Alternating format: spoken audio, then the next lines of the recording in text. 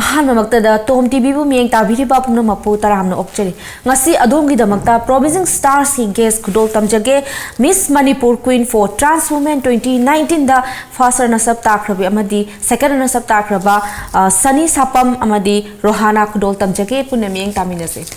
ꯊꯥꯒꯠꯆꯔꯤ ꯑꯩꯈꯣꯏꯒꯤ ꯄ꯭ꯔꯣꯒ꯭ꯔꯥꯝ ꯑꯁꯤ ꯁꯣ ꯑꯁꯤꯕꯨ ꯍꯧꯗꯣꯛꯆꯕ ꯑꯣꯏꯅ ꯑꯩꯈꯣꯏꯒꯤ ꯄꯣꯛꯅꯐꯝ ꯂꯝꯗꯝ ꯏꯃꯥ ꯕꯕꯥꯒꯤ ꯃꯤꯡ ꯏꯆꯤꯟ ꯏꯅꯥꯎ ꯀꯌꯥ ꯁꯨꯒꯦ ꯍꯥꯏꯕꯅꯆꯤꯡꯕꯗꯨ ꯑꯩꯈꯣꯏ ꯐꯥꯔꯁ ꯔꯅꯔꯁ ꯑꯞ ꯇꯥꯈ꯭ꯔꯕ ꯁꯅꯤ ꯁꯥꯄꯝꯅ ꯍꯥꯟꯅ ꯍꯧꯗꯣꯛꯄꯤꯌꯨ ꯑꯍꯥꯟꯕꯃꯛꯇꯗ ꯇꯣꯝ ꯇꯤꯚꯤꯕꯨ ꯃꯤꯠꯌꯦꯡ ꯇꯥꯕꯤꯕ ꯄꯨꯝꯅꯃꯛꯄꯨ ꯑꯩꯍꯥꯛꯅ ꯏꯀꯣꯛꯇꯨꯅ ꯈꯨꯔꯨꯝꯖꯔꯤ ꯑꯩꯍꯥꯛꯀꯤ ꯏꯃꯤꯡ ꯁꯅꯤ ꯁꯥꯄꯝ ꯃꯉꯥꯡ ꯑꯩꯍꯥꯛꯀꯤ ꯄꯣꯛꯅꯐꯝ ꯂꯝꯗꯝꯅ ꯊꯥꯡꯒ ꯁꯕꯥ ꯂꯩꯀꯥꯏꯗꯒꯤꯅꯤ ꯑꯩꯒꯤ ꯕꯕꯥꯒꯤ ꯃꯃꯤꯡꯅ ꯁꯥꯄꯝ ꯗꯤꯕꯦꯟ ꯀꯧꯏ ꯃꯃꯥꯒꯤ ꯃꯃꯤꯡꯅ ꯁꯥꯄꯝ ꯏꯕꯦꯆꯥ ꯑꯩꯈꯣꯏ ꯏꯆꯤꯟ ꯏꯅꯥꯎ ꯃꯔꯤꯅꯤ ꯏꯆꯦꯅ ꯈ꯭ꯋꯥꯏꯗꯒꯤ ꯑꯍꯟ ꯑꯗꯒꯤ ꯑꯩꯒꯤ ꯊꯛꯇ ꯏꯌꯥꯝꯕ ꯑꯃꯒ ꯑꯗꯨꯒ ꯏꯅꯥꯎꯅꯨꯄꯥ ꯑꯃꯒ ꯄꯨꯟꯅ ꯑꯩꯈꯣꯏ ꯃꯔꯤꯅꯤ ꯊꯥꯒꯠꯆꯔꯤ ꯌꯥꯝ ꯅꯨꯡꯉꯥꯏꯖꯩ ꯑꯩꯈꯣꯏ ꯁꯦꯀꯦꯟ ꯔꯅꯔꯁ ꯑꯞ ꯇꯥꯈ꯭ꯔꯕꯤ ꯔꯣꯍꯥꯅꯥꯅꯁꯨ ꯍꯥꯏꯔꯤꯕꯁꯦ ꯑꯩꯈꯣꯏ ꯊꯝꯕꯤꯌꯨ ꯑꯍꯥꯟꯕꯃꯛꯇꯗ ꯇꯥꯏꯝ ꯑꯣꯐ ꯇꯤꯚꯤꯕꯨ ꯌꯦꯡꯕꯤꯔꯤꯕ ꯄꯨꯝꯅꯃꯛꯄꯨ ꯀꯣꯛꯅꯅ ꯈꯨꯔꯨꯝꯖꯔꯤ ꯑꯩꯒꯤ ꯃꯤꯡ ꯃꯣꯏꯔꯥꯡꯊꯦꯝ ꯔꯣꯍꯥꯅꯥ ꯑꯩꯒꯤ ꯂꯩꯐꯝꯅ ꯃꯣꯏꯔꯥꯡꯆꯤꯡꯒꯤ ꯂꯩꯀꯥꯏꯗꯒꯤꯅꯤ ꯑꯩꯒꯤ ꯕꯕꯥꯒꯤ ꯃꯃꯤꯡꯅ ꯃꯣꯏꯔꯥꯡꯊꯦꯝ ꯃꯇꯨꯝ ꯁꯤꯡ ꯑꯩꯒꯤ ꯃꯃꯥꯒꯤ ꯃꯃꯤꯡꯅ ꯃꯣꯏꯔꯥꯡꯊꯦꯝ ꯑꯣꯡꯕꯤ ꯏꯕꯦꯆꯥ ꯗꯦꯕꯤ ꯑꯩ ꯃꯣꯏꯔꯥꯡ ꯀꯣꯂꯦꯖꯇ ꯒ꯭ꯔꯦꯖꯨꯑꯦꯁꯟ ꯂꯣꯏꯁꯤꯟꯖꯔꯦ ꯑꯩꯈꯣꯏꯒꯤ ꯏꯆꯤꯟ ꯏꯅꯥꯎ ꯅꯤꯄꯥꯟꯒꯤ ꯃꯅꯨꯡꯗ ꯑꯩꯅ ꯈ꯭ꯋꯥꯏ ꯂꯥꯁ ꯑꯣꯏꯖꯩ ꯊꯦꯡꯛ ꯌꯨ ꯊꯥꯒꯠꯆꯔꯤ ꯉꯁꯤ ꯑꯩꯈꯣꯏ ꯌꯥꯝ ꯅꯨꯡꯉꯥꯏꯅ ꯋꯥꯔꯤ ꯋꯥꯇꯥꯏꯁꯨ ꯁꯥꯟꯅꯃꯤꯟꯅꯁꯤ ꯌꯥꯝ ꯅꯨꯡꯉꯥꯏꯅ ꯑꯩꯈꯣꯏꯒꯤ ꯁꯣ ꯑꯁꯤꯕꯨ ꯑꯩꯈꯣꯏ ꯃꯄꯨꯡ ꯐꯥꯅ ꯄꯥꯡꯊꯣꯛꯃꯤꯟꯅꯁꯤ ꯍꯥꯏꯕꯁꯨ ꯊꯝꯖꯒꯦ ꯑꯍꯥꯟꯕ ꯑꯣꯏꯅ ꯑꯩꯈꯣꯏꯅ ꯈꯪꯖꯅꯤꯡꯉꯤꯁꯤ ꯑꯩꯈꯣꯏꯒꯤ ꯃꯇꯝꯁꯤꯒ ꯊꯥꯏꯅ ꯃꯇꯝꯒ ꯍꯧꯖꯤꯛꯀ ꯈꯦꯠꯅꯕ ꯆꯦꯟꯖꯦꯁ ꯃꯌꯥꯝ ꯑꯃ ꯂꯩꯕꯤꯔꯦ ꯃꯗꯨꯗ ꯑꯩꯈꯣꯏꯒꯤ ꯊꯦꯡꯅꯕꯤꯔꯛꯈꯤꯕ ꯑꯩꯈꯣꯏꯒꯤ ꯁ꯭ꯇꯦꯞ ꯍꯥꯏꯇꯥꯔꯦ ꯁ꯭ꯇꯦꯖ ꯈꯔꯗꯤ ꯃꯌꯥꯝ ꯊꯦꯡꯅꯕꯤꯔꯝꯒꯅꯤ ꯑꯗꯨ ꯈꯤꯇꯪ ꯁꯤꯌꯔ ꯇꯧꯕ ꯌꯥꯕꯤꯔꯒꯗꯤ ꯑꯩꯈꯣꯏ ꯁꯅꯤꯗꯒꯤ ꯍꯥꯟꯅ ꯈꯤꯇꯪ ꯁꯤꯌꯔ ꯇꯧꯕꯤꯌꯨ ꯑꯑꯣꯟꯕꯗꯤ ꯑꯗꯨꯛꯀꯤ ꯃꯇꯤꯛ ꯑꯣꯜꯂꯦ ꯍꯥꯏꯕ ꯌꯥꯔꯦ ꯉꯁꯤꯒꯤ ꯑꯩꯈꯣꯏꯒꯤ ꯂꯩꯕꯥꯛꯁꯤꯗ ꯄꯤꯛꯏꯉꯩ ꯃꯇꯝꯗ ꯑꯩꯈꯣꯏꯅ ꯂꯥꯏꯔꯤꯛ ꯇꯝꯕꯃꯛꯇ ꯑꯣꯏꯔꯒꯁꯨ ꯊꯦꯡꯅꯔꯛꯄ ꯈꯨꯗꯣꯡꯆꯥꯕꯗꯨꯒ ꯍꯧꯖꯤꯛ ꯂꯩꯔꯤꯕ ꯈꯨꯗꯣꯡꯆꯥꯕꯁꯤꯒ ꯑꯗꯨꯛꯀꯤ ꯃꯇꯤꯛ ꯈꯦꯠꯅꯔꯦ ꯑꯦꯟ ꯗꯦꯟ ꯇ꯭ꯔꯥꯟꯁꯖꯦꯟꯗꯔ ꯑꯃ ꯑꯣꯏꯅ ꯄꯣꯛꯎꯔꯕꯅꯤꯅ ꯃꯇꯝ ꯑꯃꯗꯗꯤ ꯐꯨꯕ ꯆꯩꯕ ꯃꯌꯥꯝ ꯑꯃ ꯇꯧꯔꯝꯃꯤ ꯑꯗꯣ ꯍꯧꯖꯤꯛꯇꯤ ꯃꯃꯥ ꯃꯄꯥ ꯑꯣꯏꯕꯁꯤꯡꯁꯤꯅ ꯃꯆꯥꯁꯤꯡꯒꯤ ꯑꯄꯥꯝꯕꯗ ꯑꯟꯗꯔꯁꯇꯦꯟ ꯇꯧꯕꯤꯕꯗꯒꯤ ꯀꯌꯥ ꯑꯃ ꯃꯈꯣꯏꯅ ꯄꯥꯝꯕꯤꯕ ꯂꯝꯕꯤꯗꯨꯗ ꯐꯖꯅ ꯃꯇꯦꯡ ꯄꯥꯡꯕꯤꯗꯅ ꯑꯗꯒꯤ ꯁꯞꯄꯣꯔꯠ ꯇꯧꯕꯤꯕ ꯃꯌꯥꯝ ꯑꯃ ꯂꯩꯔꯦ ꯑꯑꯣꯟꯕꯗꯤ ꯃꯌꯥꯝ ꯑꯃ ꯂꯩꯔꯦ ꯍꯥꯏꯖꯒꯦ ꯃꯥꯅꯦ ꯌꯥꯝ ꯆꯨꯝꯃꯤ ꯑꯗꯣ ꯑꯗꯣꯝꯒꯤ ꯂꯥꯏꯐꯇ ꯈꯤꯇꯪꯈꯛ ꯑꯩꯈꯣꯏ ꯊꯦꯡꯅꯕꯤꯈꯤꯕ ꯑꯋꯥ ꯅꯨꯡꯉꯥꯏ ꯁꯤꯌꯔ ꯇꯧꯕꯤꯕ ꯌꯥꯕꯤꯕ꯭ꯔꯥ ꯌꯥꯕꯤꯔꯒꯗꯤ ꯃꯗꯨꯁꯨ ꯊꯝꯕꯤꯔꯒ ꯑꯗꯨꯒ ꯀꯃꯥꯏꯅ ꯇꯧꯔꯒ ꯑꯩꯒꯤ ꯐꯦꯃꯤꯂꯤꯅ ꯍꯥꯏꯗꯤ ꯉꯁꯤ ꯁꯅꯤꯅ ꯉꯁꯤ ꯁꯤ ꯌꯧꯔꯛꯏꯕꯁꯦ ꯁꯅꯤꯅ ꯀꯔꯤ ꯇꯧꯔꯨꯕꯗꯒꯤ ꯐꯦꯃꯤꯂꯤꯅ ꯑꯦꯛꯁꯦꯞ ꯇꯧꯕꯤꯔꯒ ꯌꯥꯕꯤꯔꯛꯈꯤꯕꯅꯣ ꯁꯞꯄꯣꯔꯠ ꯇꯧꯕꯤꯔꯛꯈꯤꯕꯅꯣ ꯍꯥꯏꯕꯗꯨ ꯈꯖꯤꯛꯇꯪ ꯁꯤꯌꯔ ꯇꯧꯕꯤꯌꯨ ꯇꯁꯦꯡꯅ ꯍꯥꯏꯖꯕ ꯃꯇꯝꯗ ꯂꯥꯏꯔꯤꯛ ꯂꯥꯏꯁꯨ ꯇꯝꯃꯛꯄꯒꯤ ꯂꯝꯗꯗꯤ ꯀꯩꯁꯨ ꯊꯣꯏꯗꯣꯛꯄ ꯑꯄꯟꯕ ꯂꯩꯔꯛꯇꯦ ꯑꯩ ꯉꯁꯤ ꯐꯥꯎꯕꯗ ꯃꯥꯁꯇꯔ ꯂꯣꯏꯁꯤꯟꯖꯕ ꯃꯇꯝꯗ ꯑꯣꯖꯥꯅꯁꯨ ꯑꯗꯒꯤ ꯃꯔꯨꯞ ꯃꯄꯥꯡ ꯀꯌꯥ ꯑꯃꯅ ꯁꯞꯄꯣꯔꯠ ꯇꯧꯕꯤ ꯕꯕꯥ ꯃꯃꯥꯅꯁꯨ ꯑꯗꯨꯛꯀꯤ ꯃꯇꯤꯛ ꯑꯩꯉꯣꯟꯗ ꯊꯧꯅꯥ ꯍꯥꯞꯄꯤ ꯑꯗꯣ ꯇꯁꯦꯡꯅ ꯇ꯭ꯔꯥꯟꯁꯖꯦꯟꯗꯔ ꯑꯃ ꯑꯣꯏꯕꯁꯤꯗꯤ ꯕꯕꯥ ꯍꯣꯏꯅ ꯌꯥꯗꯦ ꯍꯧꯖꯤꯛ ꯐꯥꯎꯕꯁꯨ ꯑꯗꯨꯝ ꯁꯥꯎꯋꯦ ꯑꯗꯣ ꯃꯃꯥꯅꯗꯤ ꯌꯥꯝꯅ ꯁꯞꯄꯣꯔꯠ ꯇꯧꯋꯤ ꯑꯗꯣ ꯈꯨꯗꯣꯡꯆꯥꯗꯕꯗꯤ ꯀꯌా ꯑꯃ ꯊꯦꯡꯅꯩ ꯇꯧꯋꯤ ꯑꯃꯁꯨꯡ ꯑꯩꯕꯨ ꯃꯇꯦꯡ ꯄꯥꯡꯕꯤꯕ ꯃꯔꯨꯞ ꯃꯄꯥꯡ ꯑꯗꯒꯤ ꯏꯃꯥꯅ ꯆꯥꯎꯅ ꯂꯦꯞꯄꯤꯕꯅꯤꯅ ꯑꯩ ꯉꯁꯤ ꯐꯥꯎꯕꯗ ꯊꯣꯏꯗꯣꯛꯅ ꯑꯋꯥꯕ ꯂꯩꯇꯦ ꯍꯥꯏꯅ ꯈꯟꯖꯩ ꯌꯥꯝ ꯆꯨꯝꯃꯤ ꯏꯃꯥꯅ ꯑꯗꯒꯤ ꯉꯁꯤ ꯏꯃꯥꯅ ꯍꯦꯟꯅ ꯁꯞꯄꯣꯔꯠ ꯇꯧꯕꯤꯔꯦ ꯍꯥꯏꯕꯤꯔꯤ ꯏꯃꯥꯅ ꯁꯞꯄꯣꯔꯠ ꯇꯧꯕꯤꯕꯁꯤꯗ ꯍꯦꯟꯅ ꯑꯍꯦꯟꯕ ꯂꯩꯇꯦ ꯏꯃꯥꯅ ꯁꯞꯄꯣꯔꯠ ꯇꯧꯕꯤꯔꯒꯗꯤ ꯇꯨꯡꯗ ꯐ꯭ꯌꯨꯆꯔꯗ ꯍꯦꯟꯅꯁꯨ ꯑꯩꯈꯣꯏꯒꯤ ꯑꯞꯒ꯭ꯔꯦꯗ ꯑꯩꯈꯣꯏ ꯆꯥꯎꯈꯠꯄ ꯑꯗꯒꯤ ꯑꯐꯕ ꯈꯣꯡꯊꯥꯡꯕꯒꯤ ꯑꯩꯈꯣꯏꯗ ꯑꯀꯤꯕ ꯂꯩꯇꯅ ꯁꯨꯡꯁꯣꯏ ꯁꯣꯏꯗꯅ ꯁꯅꯤꯗꯁꯨ ꯌꯥꯎꯕꯤꯔꯝꯒꯅꯤ ꯐꯥꯎꯕꯤꯔꯝꯒꯅꯤ ꯍꯧꯖꯤꯛꯁꯨ ꯍꯥꯏꯕꯁꯤ ꯊꯝꯖꯒꯦ ꯊꯥꯒꯠꯆꯔꯤ ꯔꯣꯍꯥꯅꯥꯒꯁꯨ ꯍꯥꯏꯔꯤꯕ ꯁꯨꯃꯥꯏꯅ ꯈꯖꯤꯛꯇꯪ ꯑꯩꯈꯣꯏ ꯁꯤꯌꯔ ꯇꯧꯕꯤꯕ ꯌꯥꯔꯒꯗꯤ ꯇꯧꯕꯤꯌꯨ ꯃꯇꯝꯒꯤ ꯃꯇꯨꯡ ꯏꯟꯅ ꯑꯍꯣꯡꯕ ꯀꯌꯥꯝ ꯄꯨꯔꯛꯑꯦ ꯂꯥꯏꯔꯤꯛ ꯂꯥꯏꯁꯨ ꯇꯝꯕꯗꯕꯨ ꯑꯣꯏꯔꯁꯨ ꯌꯥꯝꯅ ꯃꯅꯤꯡ ꯃꯈꯥ ꯇꯝꯕ ꯑꯗꯨ ꯑꯣꯏꯇꯥꯔꯒꯁꯨ ꯑꯩꯈꯣꯏꯒꯤ ꯃꯇꯝꯗ ꯌꯥꯝꯅ ꯇꯣꯔꯆꯔ ꯇꯧꯕ ꯍꯥꯏꯗꯤ ꯑꯣꯏꯔꯛꯇꯦ ꯑꯩꯅ ꯉꯁꯤꯐꯥꯎ ꯒ꯭ꯔꯦꯖꯨꯑꯦꯁꯟ ꯂꯣꯏꯁꯤꯜꯂꯛꯄꯁꯤꯗ ꯑꯣꯖꯥꯅ ꯇꯊꯤ ꯇꯧꯑꯣꯏꯕ ꯇꯊꯤ ꯆꯩꯕ ꯑꯝꯇ ꯇꯧꯔꯛꯇꯦ ꯃꯗꯨꯅꯕꯨ ꯉꯁꯤ ꯑꯩ ꯄ꯭ꯂꯦꯠꯐꯣꯔꯝꯁꯤꯗ ꯌꯧꯕ ꯉꯝꯃꯤꯕꯅꯤ ꯑꯣꯖꯥ ꯃꯌꯥꯝꯒꯤ ꯁꯞꯄꯣꯔꯠ ꯑꯩꯒꯤ ꯐꯦꯃꯤꯂꯤ ꯑꯃꯗꯤ ꯑꯩꯒꯤ ꯕꯦꯛꯒ꯭ꯔꯥꯎꯟꯒꯤ ꯐ꯭ꯔꯦꯟꯁꯤꯡꯅ ꯁꯞꯄꯣꯔꯠ ꯇꯧꯕꯤꯕꯗ ꯌꯧꯔꯤꯅꯤ ꯄꯦꯔꯦꯟꯁꯁꯤꯡꯅ ꯑꯩ ꯐꯨꯜ ꯁꯞꯄꯣꯔꯠ ꯇꯧꯋꯤ ꯉꯁꯤꯐꯥꯎ ꯑꯩꯈꯣꯏ ꯃꯃꯥ ꯕꯕꯥ ꯂꯩꯈꯤꯗ ꯇꯥꯔꯁꯨ ꯆꯤꯆꯦ ꯗꯗꯥ ꯑꯩꯈꯣꯏ ꯃꯌꯥꯝ ꯁꯞꯄꯣꯔꯠ ꯇꯧꯋꯤ ꯉꯁꯤ ꯑꯩ ꯃꯐꯝꯁꯤꯗ ꯐꯝꯖꯩꯅꯤ ꯑꯗꯨꯕꯨ ꯑꯩꯅ ꯍꯦꯟꯅ ꯍꯥꯏꯅꯤꯡꯕꯗꯤ ꯏꯟꯈꯠꯂꯛꯂꯤꯕ ꯇ꯭ꯔꯥꯟꯁꯖꯦꯟꯗꯔꯁꯤꯡꯁꯤꯗ ꯄꯦꯔꯦꯟꯁꯅ ꯌꯥꯗꯦ ꯅꯠꯇ꯭ꯔꯒ ꯑꯩꯒꯤ ꯁ꯭ꯀꯨꯜꯒꯤ ꯑꯣꯖꯥꯁꯤꯡꯅ ꯑꯊꯤꯡꯕ ꯄꯤꯔꯛꯏ ꯇꯣꯔꯆꯔ ꯇꯧꯔꯛꯏ ꯍꯥꯏꯕꯗꯣ ꯑꯗꯨꯗꯣ ꯃꯇꯝꯒꯤ ꯃꯇꯨꯡ ꯏꯟꯅ ꯑꯑꯣꯟꯕ ꯑꯗꯨꯝ ꯂꯥꯛꯄꯅꯤ ꯂꯥꯏꯔꯤꯛ ꯍꯥꯏꯕꯁꯦ ꯏꯖꯨꯀꯦꯁꯟ ꯌꯥꯎꯗ꯭ꯔꯒꯗꯤ ꯑꯩꯈꯣꯏ ꯁꯣꯁꯥꯏꯇꯤꯁꯤꯗ ꯈꯤꯇꯪ ꯃꯤꯅꯁꯨ ꯃꯤꯠꯌꯦꯡ ꯆꯪꯉꯛꯄ ꯃꯇꯝꯗ ꯇꯊꯤ ꯇꯧꯑꯣꯏꯅ ꯇꯧꯕ ꯃꯇꯝꯗ ꯏꯖꯨꯀꯦꯁꯟ ꯌꯥꯎ ꯇꯥꯔꯗꯤ ꯍꯦꯟꯅ ꯑꯐꯕ ꯁꯣꯁꯥꯏꯇꯤ ꯑꯃ ꯑꯣꯏꯔꯛꯀꯅꯤ ꯏꯁꯥꯅ ꯐꯅꯔ ꯑꯣꯖꯥꯅ ꯌꯥꯗꯦ ꯍꯥꯏꯕꯁꯤ ꯀꯩꯁꯨ ꯑꯣꯏꯔꯣꯏ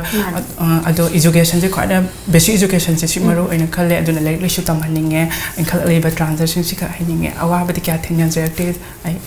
ꯌꯥꯝ ꯆꯨꯝꯃꯤ ꯍꯥꯏꯔꯤꯕꯁꯤ ꯑꯩꯈꯣꯏꯒꯤ ꯃꯇꯝ ꯃꯃꯥꯡꯒꯤ ꯕꯦꯁ ꯃꯇꯝꯗꯗꯤ ꯀꯌꯥ ꯑꯋꯥꯕ ꯃꯥꯌꯣꯛꯅꯔꯒ ꯂꯥꯛꯈꯤ ꯃꯈꯣꯏ ꯃꯌꯥꯝꯗꯨꯅ ꯉꯁꯤ ꯑꯩꯈꯣꯏꯒꯤ ꯂꯝꯕꯤꯗ afaba lambi achumba lambi chapirambai damakta phaine habagi wakhalonda positive mayam ama porna ba moi myam hona jaramna ga ngasi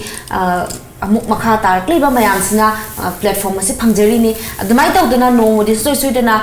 yang khoi inkhalari ba transhuman singsu platform se step step se sum phangak toini adom domna isana khoi phajana positive way de sapira gadi haina su thambiri thagat jari yam nungai jai ado khoi tasing na ngasi khoi gi miss manipur queen for transhuman to saluk ya jari ko saluk ya jari sing matang sida khoi faster na tagi ba tamda madugi makeup to madu kari phobi ge hadu khasang thambi tasing na aise mamang da su title ma phangsa kheba miss notice ai fast na sabta kheba ada ina mu khale mu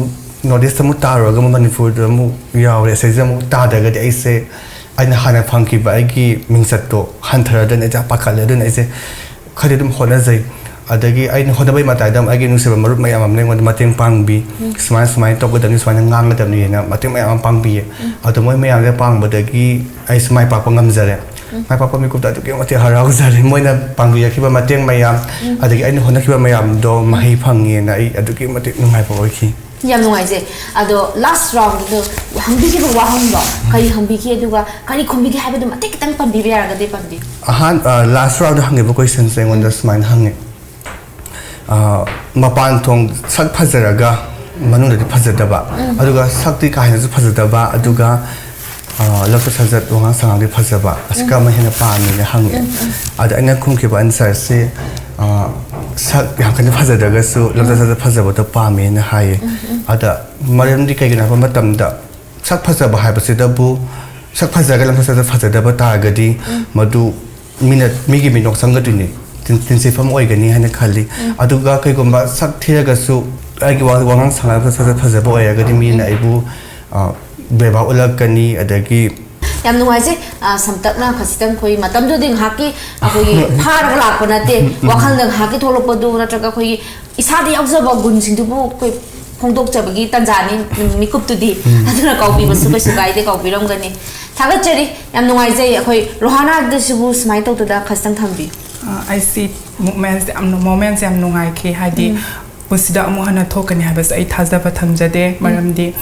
siki title se ai launa hona rakpa amna wan hona jaraki preparation ki ataw jaraki madhugi mikup to awaba mayam do nimitugi ground sina hadi yamna awaba puna mal kahan ke ai ki friend cycle da leba moi mayam na mateng pangbiba ai oza sing amadi mamang da thokiba chiche da da sing da ai preparation ki alaw jaki adama khoi ki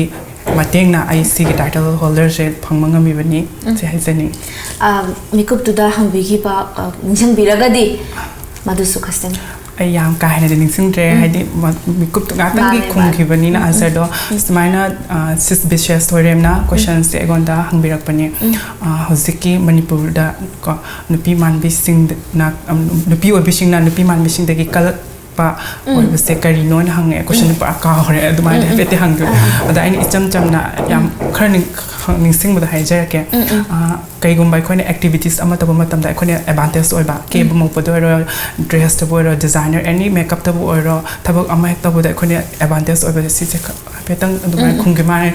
yam chume hoi advantage am phangye khoi myam punamak na su tasina nupi oi jari be khoi na su aduka kalak sabab mayam ama gunna masu yawbiri voi transhuman singda madu chapchana hoi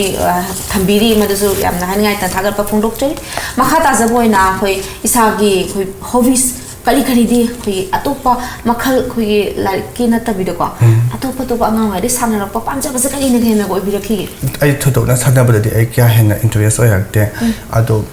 sai sang thung bogumba adagi hailai tha bogum yam pamjai ado hajikan de dum mar mak dum ibo khot pase wari gumba sengum ibo se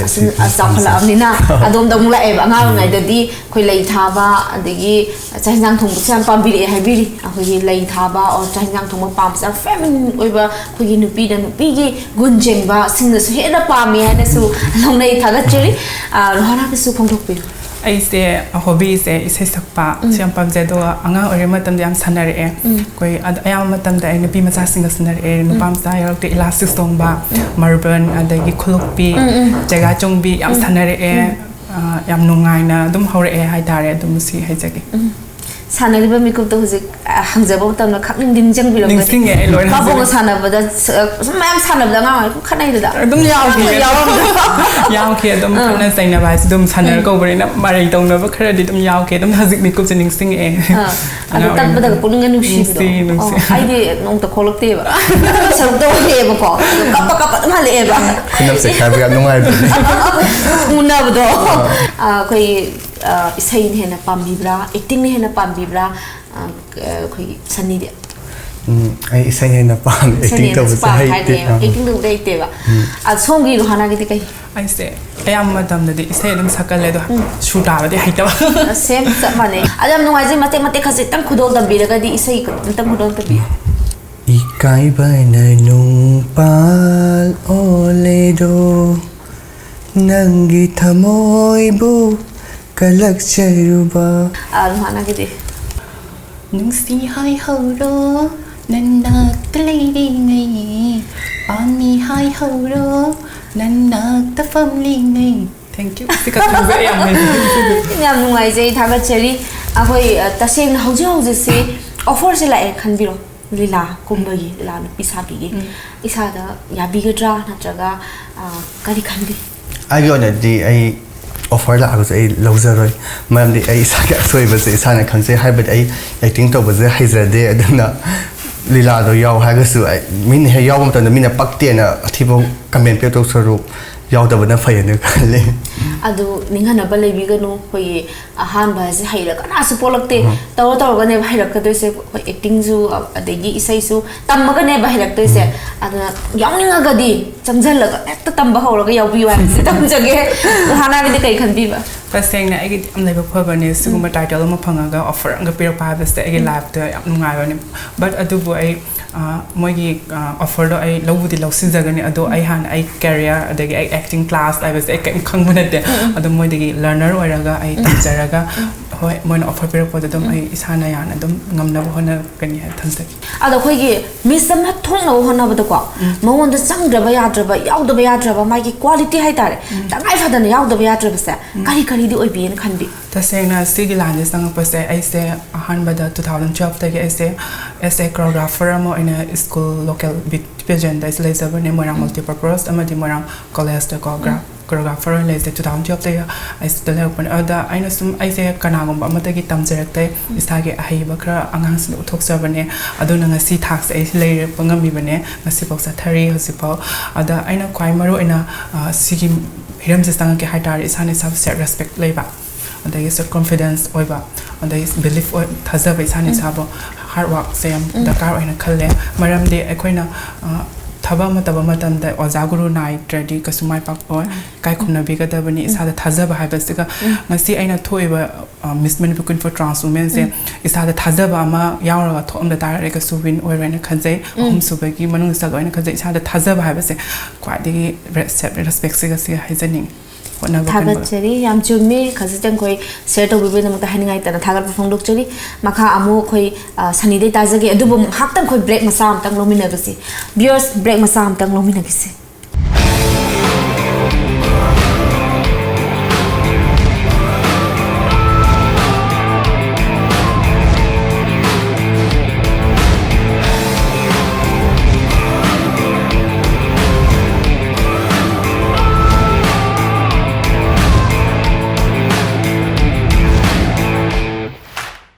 break की मतुंगदा तरान मोक्चरी मखा ताजरपोइना अखोई रोहाना सु फोंदोकपिग्रे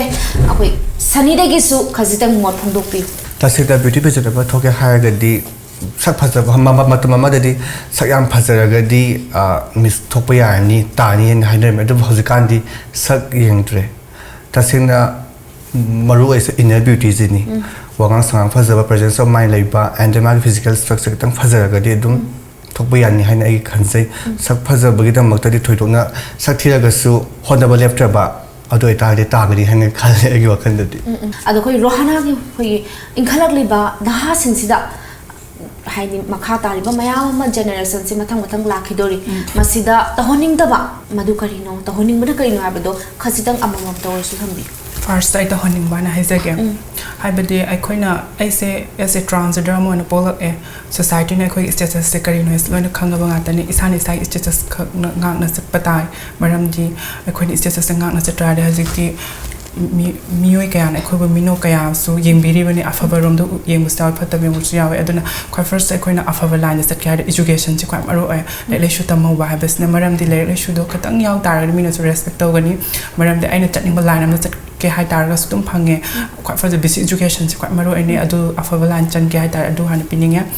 ꯇꯧꯍꯟꯅꯤꯡꯗꯕ ꯍꯥꯏꯇꯥꯔꯒꯗꯤ ꯑꯩꯈꯣꯏꯅ ꯑꯩꯁꯦ ꯑꯦꯁ ꯑꯦ ꯅꯨꯄꯤ ꯃꯥꯟꯕꯤ ꯑꯃ ꯑꯣꯏꯔꯦ ꯍꯥꯏꯇꯥꯔꯒ ꯑꯩꯁꯦ ꯅꯨꯄꯤ ꯃꯥꯜꯂꯕꯅꯤ ꯍꯥꯏꯔꯒ ꯁꯦꯠꯅꯤꯡꯕ ꯗ꯭ꯔꯦꯁ ꯃꯐꯝ ꯃꯇꯝ ꯆꯥꯗꯅ ꯁꯦꯠꯄ ꯉꯥꯎꯁꯤꯟꯅꯕ सिगुम तहनिंगदे अफब वेद चलनिंग पॉजिटिव वेद ओइबा कइगिनो हाबदा खोज एस ए ह्यूमन बीइंग अमने एखोइना सोसाइटी अमा सेमबदा कदबो यारोइद्रनो नुपा अमदि नुपी अमना फंगिबा राइट एखोज सबमनना फंगी लई अदुना अदुगमदा चलनिंगे आइना खनजे सनिगि सुखंगबे तसिंगना आइना हगोललिबा नुपी माबेसिंगना हाइदिंगबदी रोहाना सो हाइके तसिंगना खोइ दिमरु ओइबा खोइगी तंगा फरा वेपन हायगदी एजुकेशन सिने लाइक पोवर्टी सान हायगदी मिनसु अकोदा हंथना खलम पुना मगतो कसु हंथना यंग ओय अदुगा तोहनिंग देबदी मयाम अमा लाइक पि मान बेसिंग से आइन पि मालाबने हागा फिजे पि गाइसे लगा हराव को मई द चटपा अदगी निसापो सा ससिलग सपसे असिमि ने येम मतमना हानदगे खोइसे मिना हाइना दे हंगोय तुको चैना लोइना बिबनी अदुगी मतत खोइ दम निसापो सा सागा सतपता गदी अवुबा हलमन सिंगना हेना खोदा फटबा मिंग बिगनी बा अदा सिगुम थोटना बेदमक खोइना तगदबसि नुपी मान बिने खलगदी नुपी ने खलजैने खोइ हक्सांग सदोय तागदी नुपी गुमना फिजिट ना सेटसा सपिबा एंड देन निसापु साबिदबा अदुगै तागदी मिना खोइदा हंथरिंग बा मियेंग दो अदु समथोराकनी हाइना खनजै अदुगा लाइक लासु फजना तमगा असौबन जॉब मयाम तोरा अगदी हाना खोइदा हंथना खलंबा मोइ वखलनु कोखिन हाइना खनजै हेन रेस्पेक्ट से वाम कने हान थंबीरी अदो अखोगी ट्रांसवुमेन वी बोरिबा मागी पेरेंट्स फादर मदर दा ओय हाइबिनी बो हाइ अमा ममतक थंबीरो यामना सु हेन नाइनी बिसाइतगी तसेंगना मामा मापा ओइबदुना मसागी अपामदो अदु खंगना तौबिबो ओयगदी ngasi samasi da pi man bising sina ngausinari basa ngausinari haina khal ai motadi kai na ma family na moida nga ma se ga sum to bani haidi mentally torture to bodagi phathaba ngamdabadagi family thadu la ani and then adagi ni sapu sa silaga mu magi wakal awabado ko da phona kani ba adugi khudong sa da ngode mai na khide adu pudo mak to ain overga to la saki bani ado ain haizaning bani masa na pabi thabak to indu da khona support to biba afaba mai kai da phatabo ai gadi sum thokpi adu afaba oi gadi support to haningi haidi aina ni piman bi mo oige haibas ai ngausina ge haibana te ni sasa ge haibana te age punina pamjabado adu oisa ge haibana sangi pitorokpa isage san oiningen hekto oirubasu nasade chumi yamna ishor ge god gifted ni ko thaga chari akoi kaino su rohana su habi ai sadege haizani yam haidi am haininge dubo tentakpa wa hekra thamjage hamada macha ama po e haiduna bo hekta si phibam se pol e haide khoi winning the oibanate si give of god chichena sa high class the isona pira control ni taram upi gadamni bachagi ihul do khangbira kanda ma positive way the thabira gadi hena khunais the kadawagi they can be engineer they can be doctor they can be teacher kadawi oinga moidono adona ekhoina basic education je phajana mana lecture the in big raga afaba way the satardi khoina hazi pariba chief minister prime minister she kadabai hoina as a transfer mo oina paiba ngamoidoino aduna afaba way the bachagi hullo khangbiraga tahaninge haina haisake parents singa ekoi taksinaba nate ekoi give of god ne haina haisake rohana ge kunsida quite hurt to wiba why say kari ne obi hazipude ek karim di country khatang pi ngai da imanaba or atopa ko lambi sapada हाजिकुदे हाइनद्रे को Moga हारबसे यामने style हो own बदे ओनसिनरोदे कइगिनो दा मोइगी status तो मसाना personal तो Moina कइनो दा उच्चबने आई अदो ओनसिनरग आई मोइदा अवाय खुमतौदना खनरोदे नांगनरोदे behaviour मोइ उथोक्सरपने अदुगुंबा खतंग नुंगाइजदबा हाइदे एखोइना तक्सिनबा ओइरम तारगदि मोइन हाइदो दुम यायबा सिदि इसागी पोपदे यौजरबा खोइगी इहुल दुबु Moina खंबिददना अदुमाना public the phone pa habase khatang nungai ke de khatang mane yam chumi moi masana masabu ko haidi ai ji kana no as masana masa se loina khangjaragadi ꯃꯁꯥꯁꯦ ꯅꯨꯡꯁꯤꯖꯔꯒꯗꯤ ꯃꯤꯕꯨꯁꯨ ꯅꯨꯡꯁꯤꯉꯝꯗꯣꯏꯅꯦ ꯑꯗꯨ ꯃꯤꯉꯣꯟꯗ ꯑꯗꯨꯃꯥꯏꯅ ꯍꯦꯛꯇ ꯀꯧꯕꯤꯕꯁꯦ ꯃꯤꯗꯨꯅ ꯀꯌꯥꯝ ꯅꯨꯡꯉꯥꯏꯔꯝꯃꯣꯏ ꯍꯥꯏꯕꯁꯦ ꯐꯤꯜꯗ ꯃꯣꯏꯗꯁꯨ ꯈꯪꯒꯗꯧꯅꯦ ꯊꯥꯒꯠꯆꯔꯤ ꯌꯥꯝ ꯅꯨꯡꯉꯥꯏꯖꯩ ꯁꯣꯝꯒꯤꯗꯤ ꯀꯩ ꯇꯧꯒꯦ ꯄꯨꯟꯁꯤꯁꯦ ꯑꯃꯔꯣꯝꯗ ꯍꯥꯏꯔꯒꯗꯤ ꯄꯥꯛꯂꯕ ꯏꯄꯥ ꯑꯃꯗ ꯏꯊꯟꯗ ꯍꯣꯜꯂꯒ ꯆꯠꯂꯤꯕ ꯍꯤꯍꯣꯟꯕ ꯑꯃꯒꯨꯝꯕꯅꯤ ꯑꯗꯣ ꯄꯥꯛꯂꯕ ꯏꯄꯥꯗ ꯆꯠꯄ ꯇꯥꯔꯒꯗꯤ ꯑꯀꯟꯕ ꯅꯣꯡꯂꯩ ꯅꯨꯡꯁꯤꯠ ꯀꯌꯥ ꯑꯃ ꯊꯦꯡꯅꯒꯅꯤ ꯊꯦꯡꯅꯕ ꯅꯨꯡꯉꯥꯏꯇꯕ ꯀꯌా ꯑꯃ ꯊꯦꯡꯅꯈꯤꯕ ꯇꯥꯔꯒꯁꯨ ꯄꯨꯝꯅꯃꯛꯇꯨꯅ ꯑꯩꯒꯤ ꯄꯨꯟꯁꯤꯕꯨ ꯐꯠꯇꯕ ꯂꯝꯕꯤꯗ ꯄꯨꯅꯕꯗꯤ ꯑꯩ ꯍꯣꯠꯅꯈꯤꯗꯦ ꯍꯥꯏꯔꯛꯄꯗꯤ ꯀꯌꯥ ꯑꯃ ꯍꯥꯏꯔꯛꯏ ꯉꯁꯤ ꯍꯥꯟꯅ ꯍꯥꯏꯈꯤꯕ ꯑꯗꯨꯃꯥꯏꯅ ꯑꯩꯈꯣꯏꯗ ꯍꯣꯃꯣ ꯑꯗꯒꯤ ꯗꯥꯎ ꯌꯥꯔꯣꯏ ꯑꯣꯃꯒꯤ ꯃꯁꯛꯅꯤ ꯍꯥꯏꯔꯤ ꯑꯗꯣ ꯑꯩꯅ ꯈꯜꯂꯦ ꯃꯣꯏꯅ ꯈꯜꯂꯤꯕ ꯃꯌꯥꯝꯁꯦ ꯃꯣꯏ ꯐꯖꯅ ꯑꯩꯈꯣꯏꯁꯦ ꯀꯅꯥꯅꯣ ꯍꯥꯏꯕꯗꯣ ꯈꯪꯗꯕꯗꯩ ꯍꯥꯏꯕꯅꯤ ꯍꯥꯏꯅ ꯈꯜꯂꯦ ꯑꯗꯨꯅ ꯑꯩꯅ ꯈꯟꯈꯤꯕ ꯑꯃ ꯂꯩ ꯃꯣꯏꯒꯤ ꯃꯃꯥꯡꯗ ꯑꯩꯈꯣꯏꯁꯨ ꯑꯃꯨꯛꯇꯪ ꯃꯇꯤꯛ ꯆꯥꯕ ꯃꯤ ꯑꯃꯃꯝ ꯑꯣꯏꯔꯛꯄ ꯇꯥꯔꯒꯗꯤ ꯍꯥꯟꯅ ꯑꯩꯈꯣꯏꯕꯨ ꯗꯥꯎ ꯌꯥꯔꯣꯏ ꯍꯟꯊꯅ ꯈꯜꯂꯤꯕ ꯃꯤꯠꯌꯦꯡꯗꯣ ꯑꯗꯨ ꯍꯣꯡꯗꯣꯛꯀꯅꯤ ꯍꯥꯏꯅ ꯈꯜꯂꯤ ꯑꯗꯨꯅ ꯅꯨꯡꯉꯥꯏꯇꯕꯗꯤ ꯀꯌꯥ ꯑꯃ ꯇꯥꯒꯦ ꯇꯥꯔꯒꯁꯨ ꯄꯨꯝꯅꯃꯛꯇꯨꯕꯨ ꯃꯥꯌꯣꯛꯅꯒꯦꯅ ꯂꯥꯛꯑꯕꯅꯤꯅ ꯃꯥꯌꯣꯛꯅꯔꯦ ꯑꯗꯨꯕꯨ ꯃꯇꯝꯒꯤ ꯑꯍꯣꯡꯕꯒꯤ ꯃꯇꯨꯡ ꯏꯟꯅ ꯍꯧꯖꯤꯛꯇꯤ ꯂꯣꯏꯅ ꯃꯗꯨꯒꯤ ꯀꯩꯅꯣꯁꯦ ꯀꯣꯛꯑꯕ꯭ꯔꯥ ꯍꯥꯏꯅꯁꯨ ꯈꯟꯖꯩ ꯊꯥꯒꯠꯆꯔꯤ ꯌꯥꯝ ꯅꯨꯡꯉꯥꯏꯖꯩ ꯑꯩꯈꯣꯏ ꯑꯔꯣꯏꯕ ꯑꯣꯏꯅ ꯑꯩꯈꯣꯏ ꯃꯇꯝꯁꯦ ꯌꯥꯝ ꯇꯦꯟꯖꯕ ꯑꯣꯏꯕ ꯄꯨꯡꯈꯥꯏ ꯑꯃꯈꯛꯀꯤ ꯑꯀꯛꯅꯕ ꯃꯇꯝ ꯑꯣꯏꯖꯕꯅꯤꯅ ꯑꯗꯣ ꯁꯅꯤꯁꯦ ꯍꯣꯏ ꯐꯤल्मꯒꯤ ꯑꯣꯐꯔ ꯂꯥꯛꯑꯦ ꯍꯥꯏꯔꯒꯗꯤ ꯀꯔꯝꯕ ꯍꯤꯔꯣꯒꯅ ꯍꯦꯟꯅ ꯄꯥꯝꯕꯤꯅꯤ ꯃꯅꯤꯄꯨꯔ ꯐꯤꯂꯝꯒꯤ ꯑꯣꯏꯅꯗꯤ ꯑꯩꯅ ꯈ꯭ꯋꯥꯏꯗꯩ ꯄꯥꯝꯖꯕꯁꯦ ꯈꯥꯕꯁꯦ ꯌꯥꯝ ꯄꯥꯝꯃꯦ ꯃꯥꯅ ꯍꯦꯛ ꯑꯍꯥꯟꯕ ꯍꯦꯛ ꯊꯣꯛꯂꯛꯄꯗꯒꯤ ꯃꯥꯁꯦ ꯑꯩꯅ ꯌꯥꯝ ꯄꯥꯝꯖꯕ ꯍꯥꯏꯗꯣ ꯑꯣꯏ ꯑꯗꯨꯅ ꯐꯤꯂꯝꯒꯤ ꯑꯣꯐꯔ ꯂꯥꯛꯑꯒꯗꯤ ꯈꯥꯕꯒ ꯄꯥꯒꯦ ꯍꯥꯏꯅ ꯈꯜꯂꯦ ꯄꯛꯀꯗꯕ ꯑꯣꯏꯗ꯭ꯔꯗꯤ ꯈꯪꯗꯦ ꯗ꯭ꯔꯤꯝ ꯀꯝ ꯇ꯭ꯔꯨ ꯑꯅ ꯑꯩꯈꯣꯏ ꯑꯗꯨꯝ ꯃꯥꯏ ꯄꯥꯛꯄ ꯑꯣꯏꯕꯤꯌꯨ ꯋꯤꯁ ꯇꯧꯖꯔꯤ ꯁꯣꯝꯒꯤꯗꯤ ꯌꯥꯝ ꯂꯥꯏꯕꯛ ꯐꯕꯅꯦ ꯑꯩꯒꯤꯗꯤ ꯐꯤꯂꯝꯒꯤ ꯑꯣꯐꯔꯒ ꯐꯪꯕ ꯍꯥꯏꯁꯤꯗꯣ ꯑꯩꯅ ꯄꯥꯅꯕꯗꯣ ꯑꯦꯛꯇ꯭ꯔꯦꯁꯁꯦ ꯌꯥꯃꯨ ꯀꯥꯏꯀꯨ ꯄꯥꯅꯖꯒꯦꯅ ꯈꯟꯖꯩ ꯌꯥꯃꯨ ꯀꯥꯏꯀꯨꯁꯦ ꯑꯩꯅ ꯄꯤꯛꯏꯉꯩꯗ ꯌꯥꯝ ꯅꯨꯡꯉꯥꯏꯖꯕ ꯃꯥꯒꯤ ꯗꯥꯏꯂꯣഗ് ꯃꯥꯒꯤ ꯑꯦꯛꯇꯤꯡ ꯗꯥꯟꯁ ꯑꯦꯚ꯭ꯔꯤꯊꯤꯡ ꯑꯩ ꯂꯥꯏꯛ ꯇꯧꯋꯤ ꯃꯥꯁꯦ ꯃꯥꯒ ꯄꯥꯅꯖꯒꯦ ꯑꯗꯣ ꯍꯧꯖꯤꯛ ꯍꯧꯖꯤꯛ ꯑꯩꯈꯣꯏꯒꯤ ꯐꯤल्म ꯑꯦꯛꯇ꯭ꯔꯦꯁ ꯑꯩꯈꯣꯏ ꯅꯨꯄꯤ ꯂꯛꯇꯒꯤ ꯍꯥꯏꯔꯒꯗꯤ ꯏꯁꯥꯅ ꯑꯣꯏꯅꯤꯡꯕꯁꯦ ꯀꯅꯥꯒꯗꯤ ꯑꯣꯏꯅꯤꯡꯉꯤ ꯊꯦꯡꯛ ꯌꯨ ꯁꯤꯁꯇꯔ ꯁꯤ ꯀꯣꯏꯁꯟꯁꯦ ꯑꯩ ꯌꯥꯝ ꯍꯔꯥꯎ ꯏꯟꯇꯔꯦꯁ ꯌꯥꯝ ꯑꯣꯏꯕ ꯁꯤꯁꯦ ꯑꯩꯁꯦ ꯁꯣꯃꯥ ꯑꯣꯏꯅꯤꯡꯉꯦ ꯍꯧꯖꯤꯛꯀꯤ ꯑꯣꯏꯅ ꯆꯦ ꯁꯣꯃꯥꯁꯦ ꯑꯩ ꯌꯥꯝ ꯄꯥꯝꯖꯩ ꯃꯥꯒꯤ ꯗ꯭ꯔꯦꯁꯤꯡ ꯃꯥꯒꯤ ꯁ꯭ꯇꯥꯏꯜ ꯃꯌꯥꯝꯅꯁꯨ ꯂꯣꯏꯅ ꯊꯣꯏꯗꯣꯛꯅ ꯈꯪꯅꯔꯕꯅꯦ ꯆꯦ ꯁꯣꯃꯥꯁꯦ ꯀꯅꯥꯅꯣ ꯍꯥꯏꯕꯁꯦ ꯑꯩ ꯃꯥ ꯑꯣꯏꯒꯦꯅ ꯈꯟꯖꯩ ꯁꯣꯃꯥꯗ ꯈꯖꯤꯛꯇꯪ ꯑꯩꯈꯣꯏ ꯍꯥꯏꯕꯤꯅꯤꯡꯕ ꯇꯥꯟꯖꯥꯁꯦ ꯄꯤꯖꯒꯦ ꯋꯥꯍꯩ ꯈꯖꯤꯛꯇꯪ ꯍꯥꯏꯕꯤꯌꯨ ꯊꯦꯡꯛ ꯌꯨ ꯆꯦ ꯁꯣꯃꯥꯗ ꯍꯥꯏꯅꯤꯡꯕꯁꯦ ꯌꯥꯝꯃꯦ ꯆꯦ ꯁꯣꯃꯥ ꯅꯣꯡꯃ ꯑꯝꯇꯪ ꯊꯦꯡꯅ ꯇꯥꯔꯒꯗꯤ ꯑꯩꯒꯤ ꯂꯥꯏꯐ ꯄꯣꯛꯄꯒꯤ ꯃꯍꯩ ꯌꯥꯅꯤ ꯈꯟꯖꯩ ꯑꯩ ꯇꯣꯝ ꯇꯤꯚꯤꯒꯤ ꯃꯥꯏꯀꯩꯗꯒꯤ ꯑꯩ ꯑꯌꯥꯕ ꯂꯧꯖꯔꯒ ꯆꯦ ꯁꯣꯃꯥ ꯑꯝꯇꯗꯤ ꯎꯅꯖꯒꯦ ꯑꯗꯣ ꯁꯤꯇꯪ ꯍꯥꯏꯖꯒꯦ ꯌꯥꯝ ꯅꯨꯡꯉꯥꯏꯖꯩ ꯍꯣꯏ ꯇꯣꯝ ꯇꯤꯚꯤꯒꯤ ꯃꯥꯏꯀꯩꯗꯒꯤꯁꯨ ꯁꯣꯃꯥꯗ ꯍꯥꯏꯖꯔꯤ ꯑꯃꯨꯛꯇꯪ ꯔꯣꯍꯅꯥꯒ ꯎꯅꯕꯤꯗꯨꯅ ꯑꯩꯈꯣꯏ ꯔꯣꯍꯅꯥꯒꯤ ꯑꯄꯥꯝꯕꯁꯦ ꯈꯖꯤꯛꯇꯪ ꯑꯣꯏꯔꯕꯁꯨ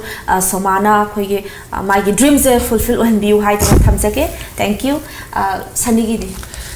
ꯑꯩꯗꯤ ꯇꯁꯦꯡꯅ ꯕꯂꯥ ꯍꯤꯖꯝꯁꯦ ꯌꯥꯝꯅ ꯄꯥꯝꯖꯩ ꯑꯩꯗꯤ ꯑꯩꯅ ꯈ꯭ꯋꯥꯏꯗꯒꯤ ꯃꯥꯁꯦ ꯑꯩꯁꯦ ꯃꯥꯒꯤ ꯌꯥꯝꯅ ꯕꯤగ్ ꯐꯦꯟ ꯑꯃ ꯑꯣꯏꯖꯩ ꯃꯥꯒꯤ ꯏꯁꯩ ꯑꯗꯒꯤ ꯐꯤꯂꯝ ꯑꯌꯥꯝꯕꯅ ꯑꯗꯨꯝ ꯌꯦꯡꯖꯩ ꯇꯁꯦꯡꯅ ꯃꯥꯒꯤ ꯃꯁꯛꯁꯦ ꯑꯗꯨꯛꯀꯤ ꯃꯇꯤꯛ ꯀꯜꯂꯛꯆꯩ ꯃꯥꯗꯣ ꯌꯥꯝ ꯐꯖꯔꯗꯤ ꯑꯩꯗꯤ ꯃꯤꯅ ꯀꯧꯕ ꯈꯨꯝꯃꯔꯒ ꯍꯥꯏꯖꯩ ꯑꯗꯨ ꯇꯁꯦꯡꯅ ꯑꯩ ꯃꯥꯒꯁꯨ ꯁꯦꯜꯐꯤꯒ ꯅꯝꯃꯤꯟꯅꯗꯅꯀꯣ ꯑꯝꯇꯪ ꯑꯩ ꯐꯣꯇꯣ ꯃꯦꯃꯣꯔꯤ ꯑꯣꯏꯕ ꯄꯣꯠ ꯑꯝꯇꯪ ꯊꯝꯕ ꯄꯥꯝꯃꯦ ꯑꯗꯨꯛꯀꯤ ꯃꯇꯤꯛ ꯄꯥꯝꯖꯩ ꯕꯂꯥꯁꯦ ꯑꯦꯛꯇꯤꯡꯗꯒꯤ ꯗꯥꯟꯁꯇꯒꯤ ꯀꯩꯗꯒꯤ ꯂꯣꯏꯅ ꯄꯥꯝꯖꯩ ꯑꯗꯣ ꯍꯧꯖꯤꯛꯀꯥꯟꯁꯦ ꯕꯂꯥꯁꯦ ꯃꯤꯅ ꯅꯣꯏꯈꯠꯂꯦꯒ ꯁꯨꯝ ꯕꯦꯗ ꯀꯃꯦꯟ ꯄꯤꯕꯤꯕꯁꯦ ꯑꯩ ꯄꯥꯝꯖꯗꯦꯕ ꯑꯩ ꯇꯁꯦꯡꯅ ꯍꯥꯏꯕꯗ ꯃꯥꯅ ꯇꯧꯔꯤꯕ ꯃꯑꯣꯡꯗꯣ ꯃꯥꯅ ꯄꯥꯝꯖꯕꯒꯤ ꯅꯣꯏꯖꯕ ꯑꯣꯏꯔꯝꯕ ꯌꯥꯏ ꯀꯪꯍꯟꯕ ꯑꯣꯏꯔꯝꯕ ꯌꯥꯏꯕ ꯀꯦꯔꯦꯛꯇꯔꯒꯤ ꯕꯣꯗꯤ ꯑꯩꯈꯣꯏꯒꯤ ꯐꯤल्मꯒꯤ ꯀꯦꯔꯦꯛꯇꯔ ꯗꯤꯃꯥꯟ ꯑꯣꯏꯔꯝꯕꯁꯨ ꯌꯥꯏꯀꯣ ꯑꯗꯨꯅ ꯅꯣꯏꯔꯦ ꯈꯣꯠꯂꯦꯒ ꯍꯥꯏꯕꯗꯣ ꯑꯩ ꯍꯥꯏꯍꯟꯖꯅꯤꯡꯗꯦ ꯃꯥ ꯅꯣꯏꯕ ꯇꯥꯔꯒꯁꯨ ꯃꯥꯒꯤ ꯐꯖꯕ ꯍꯟꯗ꯭ꯔꯤ ꯑꯗꯩ ꯃꯥꯒꯤ ꯑꯦꯛꯇꯤꯡ ꯁ꯭ꯀꯤꯜ ꯍꯟꯗꯕꯅꯤꯅ ꯑꯩꯗꯤ ꯃꯥꯒꯤ ꯑꯗꯨꯛꯀꯤ ꯃꯇꯤꯛ ꯄꯥꯝꯖꯩ ꯕꯂꯥꯁꯦ ꯑꯩꯗꯤ ꯕꯂꯥꯒꯤ ꯕꯤꯛ ꯐꯦꯟꯁ ꯑꯣꯏꯕꯤꯔꯤ ꯑꯗꯣ ꯇꯥꯟꯖꯥ ꯄꯤꯖꯒꯦ ꯕꯂꯥꯗ ꯍꯥꯏꯕꯤꯅꯤꯡꯕ ꯈꯖꯤꯛꯇꯪ ꯍꯥꯏꯗꯣꯛꯄꯤꯍꯧꯔꯣ ꯉꯁꯤꯗꯤ ꯑꯩꯅ ꯍꯥꯏꯖꯒꯗꯗꯤ ꯆꯦ ꯕꯂꯥꯗ ꯃꯤꯅ ꯄꯤꯔꯛꯄ ꯕꯦꯛ ꯀꯃꯦꯟꯗꯣ ꯇꯥꯕꯤꯗꯕ ꯄꯨꯝꯅꯃꯛꯇ ꯇꯨꯡꯗ ꯊꯝꯃꯒ ꯑꯐꯕ ꯋꯥꯈꯜꯂꯣꯟꯗ ꯑꯐꯕ ꯈꯣꯡꯊꯥꯡ ꯀꯌꯥ ꯑꯃ ꯊꯥꯡꯒꯠꯇꯅ ꯑꯗꯒꯤ ꯁꯃꯥꯖꯁꯤꯗ ꯆꯤꯆꯦ ꯕꯂꯥꯅ ꯇꯧꯕ ꯌꯥꯕ ꯊꯕꯛ ꯀꯌꯥ ꯑꯃ ꯇꯧꯕꯤꯔꯝꯃꯨ ꯑꯗꯨꯒ ꯑꯃꯨꯛꯇꯪ ꯑꯩꯍꯥꯛꯀ ꯀꯣꯐꯤ ꯑꯃꯇꯪ ꯑꯣꯏꯔꯁꯨ ꯆꯥ ꯑꯃꯇꯪ ꯑꯣꯏꯔꯁꯨ ꯊꯛꯄ ꯄꯥꯝꯖꯩ ꯑꯗꯨꯒ ꯁꯦꯜꯐꯤ ꯑꯃꯇꯁꯨ ꯅꯝꯃꯤꯟꯅꯕ ꯄꯥꯝꯃꯤ ꯃꯦꯃꯣꯔꯤ ꯑꯣꯏꯅꯕ ꯇꯣꯝ ꯇꯤꯚꯤꯒꯤ ꯃꯥꯏꯀꯩꯗꯒꯤ ꯕꯂꯥꯕꯨꯁꯨ ꯔꯤꯀ꯭ꯋꯦꯁ ꯇꯧꯖꯔꯤ ꯁꯅꯤꯒꯤ ꯑꯩꯈꯣꯏꯒꯤ ꯗ꯭ꯔꯤꯝ ꯑꯁꯤꯕꯨ ꯑꯃꯨꯛꯇꯪ ꯕꯂꯥꯅ ꯇꯥꯕꯤꯗꯨꯅ ꯑꯩꯈꯣꯏ ꯃꯥꯏ ꯄꯥꯍꯟꯕꯤꯌꯨ ꯍꯥꯏꯕꯁꯤ ꯋꯥꯈꯜꯁꯤ ꯑꯩꯈꯣꯏꯒꯤ ꯅꯨꯡꯉꯥꯏꯍꯟꯕꯤꯌꯨ ꯁꯦꯜꯐꯤ ꯑꯃ ꯅꯝꯃꯒ ꯑꯃꯨꯛꯇꯪ ꯑꯩꯈꯣꯏ ꯎꯅꯕꯤꯌꯨ ꯍꯥꯏꯕꯁꯤꯁꯨ ꯇꯣꯝ ꯇꯤꯚꯤꯒꯤ ꯃꯥꯏꯀꯩꯗꯒꯤ ꯕꯂꯥꯗꯁꯨ ꯔꯤꯀ꯭ꯋꯦꯁ ꯇꯧꯖꯔꯤ ꯆꯞ ꯃꯥꯟꯅꯅ ꯁꯣꯃꯥꯒ ꯕꯂꯥꯒ ꯌꯥꯝ ꯊꯨꯅ ꯇꯥꯕꯤꯗꯨꯅ ꯍꯥꯏꯔꯤꯕꯁꯤꯡꯁꯦ ꯑꯃꯨꯛꯇꯪ ꯁꯛꯁꯦꯁ ꯑꯣꯏꯍꯟꯕꯤꯌꯨ ꯃꯈꯣꯏ ꯋꯥꯈꯜꯁꯤꯡꯁꯦ ꯊꯨꯡꯍꯟꯕꯤꯌꯨ ꯍꯥꯏꯕꯁꯨ ꯊꯝꯖꯒꯦ ꯌꯥꯝ ꯅꯨꯡꯉꯥꯏꯖꯩ ꯑꯩꯈꯣꯏ ꯑꯔꯣꯏꯕ ꯑꯣꯏꯅꯀꯣ ꯍꯧꯖꯤꯛ ꯍꯧꯖꯤꯛ ꯏꯟꯈꯠꯂꯛꯂꯤꯕꯁꯤꯡꯁꯤꯗ ꯑꯗꯣꯝꯅ ꯐ꯭ꯌꯨꯆꯔꯗ ꯀꯔꯤ ꯀꯔꯤ ꯁ꯭ꯇꯦꯞ ꯂꯧꯕꯤꯒꯦ ꯍꯥꯏꯅ ꯈꯟꯕꯤ तसेना ऐगोंदा transgender Amna संगजाप तारगदि Anna ngangbu mateng kunmo pangge haina khali maru oina le sui lamda ha aduke mati moi encourage taraga thaba saba pahna bai hona ge haina khali duga and then angang dugi imu mandung su unaraga masa singdina apamba do nimba thun biu adai makhoi aram lambi satna bi damakta sikai to bi khot biu haiba jing do ai haise ge haina khali ya nuai jai rohana gi su thambi ꯑꯩꯒꯤ ꯈꯥ ꯇꯥꯕ ꯏꯅꯥꯎ ꯑꯃꯅ ꯑꯩꯒꯤ ꯅꯥꯛꯇ ꯆꯪꯖꯔꯛꯄ ꯇꯥꯕꯁꯦ ꯑꯩ ꯌꯥꯝ ꯍꯔꯥꯎꯅꯤ ꯃꯔꯝꯗꯤ ꯑꯩꯒꯤꯁꯨ ꯏꯅꯥꯎꯅꯨꯄꯤ ꯑꯃ ꯐꯪꯖꯔꯦꯅ ꯈꯟꯖꯒꯅꯤ ꯃꯥꯕꯨ ꯑꯐꯕ ꯄꯣꯖꯤꯇꯤꯕ ꯋꯦ ꯑꯃꯗ ꯄꯤꯗꯨꯅ ꯂꯥꯏꯔꯤꯛ ꯂꯥꯏꯁꯨ ꯇꯝꯍꯟꯗꯨꯅ ꯍꯧꯖꯤꯛꯇꯤ ꯑꯌꯥꯝꯕꯅ ꯑꯩꯈꯣꯏ ꯇ꯭ꯔꯥꯟꯁ ꯋꯨꯃꯦꯟꯁꯤꯡꯁꯦ ꯄꯣꯂꯣꯏ ꯃꯦꯀꯞ ꯗꯤꯖꯥꯏꯟ ꯑꯁꯨꯝꯕ ꯁꯨꯝ ꯇꯧꯋꯦ ꯑꯗꯣ ꯑꯩꯅ ꯃꯥꯁꯦ ꯇꯧꯍꯟꯖꯔꯣꯏ ꯃꯔꯝꯗꯤ ꯑꯩꯈꯣꯏ ꯃꯥꯁꯦ ꯂꯥꯏꯔꯤꯛ ꯂꯥꯏꯁꯨ ꯐꯖꯅ ꯃꯅꯤꯡ ꯃꯈꯥ ꯇꯝꯍꯜꯂꯒ ꯇꯝꯍꯟꯕꯤꯔꯒ ꯑꯩꯈꯣꯏꯅ ꯗꯣꯛꯇꯔ ꯏꯟꯖꯤꯅꯤꯌꯥꯔ ꯁꯨꯝ ꯑꯗꯨꯒꯨꯝꯕ ꯋꯦꯗ ꯄꯨꯁꯤꯟꯕꯤꯒꯅꯤ ꯍꯥꯏꯗꯤ ꯑꯩꯈꯣꯏ ꯀꯩꯗꯧꯕꯒꯤ ꯑꯩꯈꯣꯏꯅ ꯄꯣꯂꯣꯏ ꯁꯦꯠꯄ ꯃꯦꯀꯞ ꯀꯩꯀꯩ ꯇꯧꯕ ꯁꯤ ꯈꯛꯇꯗ ꯎꯕꯤꯔꯤꯁꯦ ꯑꯩ ꯎꯍꯟꯅꯤꯡꯗꯦ ꯑꯩꯈꯣꯏꯒꯤꯁꯨ ꯁꯤꯒꯨꯝꯕ ꯑꯃ ꯇꯧꯕ ꯉꯝꯃꯤ ꯊꯕꯛ ꯑꯁꯤ ꯄꯥꯏꯕ ꯉꯝꯃꯤ ꯍꯥꯏꯕꯗꯣ ꯃꯥꯒꯤ ꯃꯉꯣꯟꯗ ꯇꯥꯛꯍꯟꯒꯅꯤꯅ ꯑꯩ ꯃꯥꯕꯨ ꯂꯧꯁꯤꯟꯒꯅꯤ ꯌꯥꯝ ꯅꯨꯡꯉꯥꯏꯖꯩ ꯑꯩꯈꯣꯏ ꯇꯥꯖꯕꯗꯁꯨ ꯑꯩꯈꯣꯏꯒꯤ ꯏꯟꯈꯠꯂꯛꯆꯔꯤꯕ ꯇ꯭ꯔꯥꯟꯁ ꯋꯨꯃꯦꯟꯁꯤꯡꯒꯤꯗꯃꯛꯇ ꯊꯣꯡ ꯂꯥꯎꯅ ꯆꯥꯎꯅ ꯍꯥꯡꯗꯨꯅ ꯊꯝꯕꯤꯔꯤ ꯍꯥꯏꯅꯁꯨ ꯉꯁꯤ ꯇꯣꯝ ꯇꯤꯚꯤꯒꯤ ꯃꯥꯏꯀꯩꯗꯒꯤꯁꯨ ꯐꯣꯡꯗꯣꯛꯄꯤꯔꯤ ꯑꯩꯈꯣꯏ ꯁꯅꯤ ꯑꯃꯗꯤ ꯔꯣꯍꯥꯅꯥꯅ ꯍꯥꯏꯔꯤꯕꯁꯤꯡ ꯑꯁꯤ ꯇꯨꯡ ꯀꯣꯏꯅ ꯑꯗꯨꯃꯛ ꯑꯩꯈꯣꯏ ꯄꯥꯡꯊꯣꯛꯄꯤꯕ ꯉꯝꯕꯁꯨ ꯑꯣꯏꯕꯤꯌꯨ ꯍꯥꯏꯕꯁꯨ ꯑꯩꯈꯣꯏ ꯇꯣꯝ ꯇꯤꯚꯤꯒꯤ ꯃꯥꯏꯀꯩꯗꯒꯤꯁꯨ ꯃꯍꯨꯠ ꯁꯤꯟꯖꯔꯒ ꯋꯤꯁ ꯇꯧꯖꯔꯤ ꯉꯁꯤꯒꯤ ꯑꯣꯏꯅꯗꯤ ꯑꯩꯈꯣꯏꯁꯦ ꯔꯣꯍꯥꯅꯥꯒ ꯁꯅꯤꯗꯒꯤꯁꯨ ꯀꯥꯏꯅꯕꯒꯤ ꯌꯥꯊꯪꯗꯣ ꯂꯧꯖꯒꯦ ꯑꯔꯣꯏꯕꯗ ꯑꯩꯈꯣꯏꯒꯤ ꯆꯝꯂꯕ ꯁ꯭ꯃꯣꯜ ꯒꯤꯐ ꯍꯦꯝꯄꯔ ꯇꯣꯝ ꯇꯤꯚꯤ ꯃꯥꯏꯀꯩꯗꯒꯤ Thank you. Thank you. Thank you. Amkasu hana kainanaba yathang lobsage. Thank you. Viewers, ngasigi oinadi Promising Stars mikup asida khudol tamjabagi tanja adu loisage. Amukasu hana punamakti kainanaba yathang lobsage.